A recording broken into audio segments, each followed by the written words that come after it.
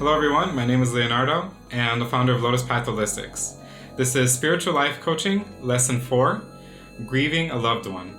And today we're going to talk about it deeply, physically, mentally, and spiritually, what it means to grieve someone you love who's passed on, or who's still in your life.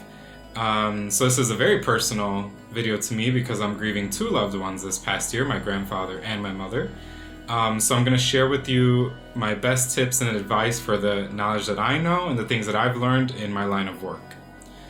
So I'm a past life regression therapist, therefore I read past lives and I read energies in people.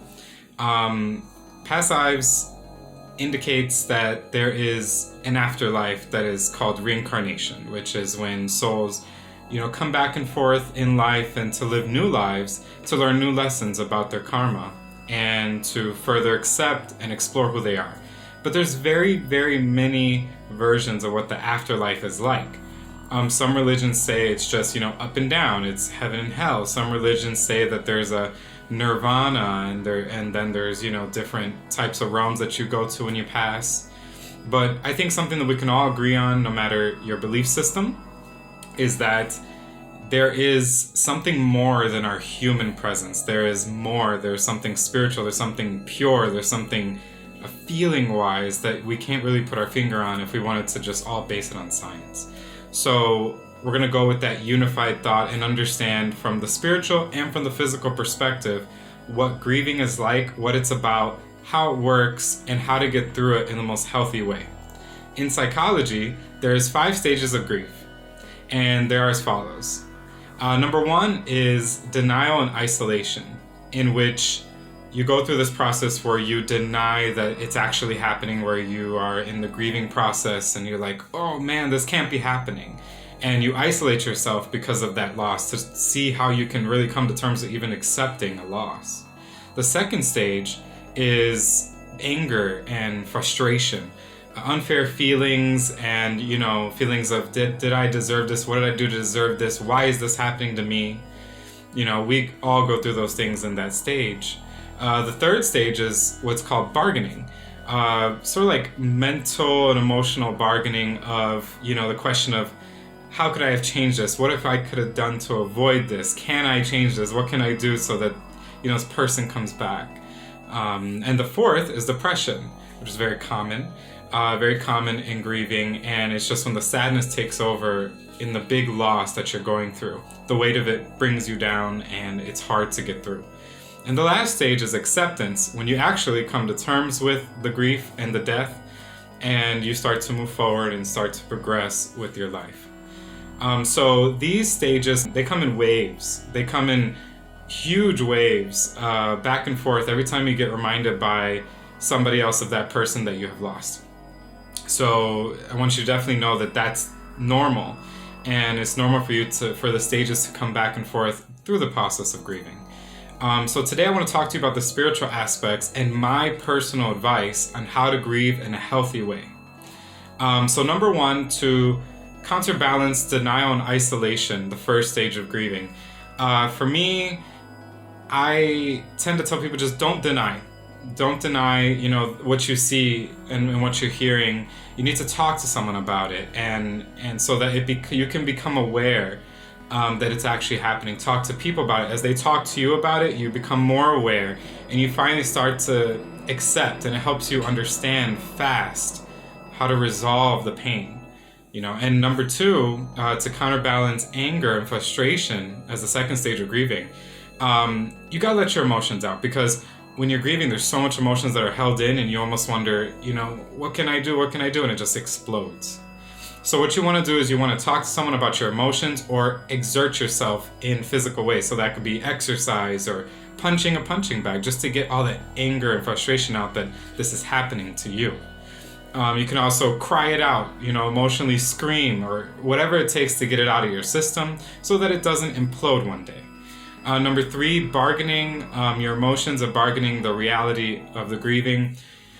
My tip is to, maybe just try writing. Literary work is really good with grieving. Write that person who's passed maybe a letter, telling them how much you miss them and how you're going to live remembering them and what they've done for you or didn't do for you, whether you loved or hated that person, it helps with the process of understanding that you don't need to think, why did this happen to me, or how can I change it?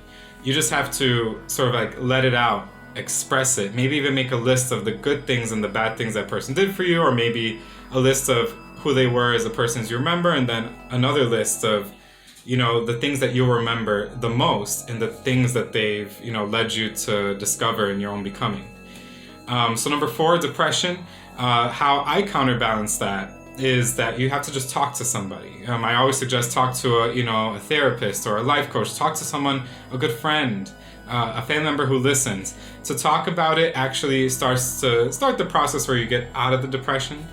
And also you just have to make strides in order to make sure that you don't stay in the depression. Start to fight the things that cause the depression, like different places you see or different names that you hear. If you have different places that you have went to with this person, try going there with new people or your loved ones that you still have, and create new memories where there's pain, and it'll start to lift you out of the depression. And number 5, acceptance, that last stage of grief that comes again and again in a cycle. We go through 1 to 5 all the time. I do too.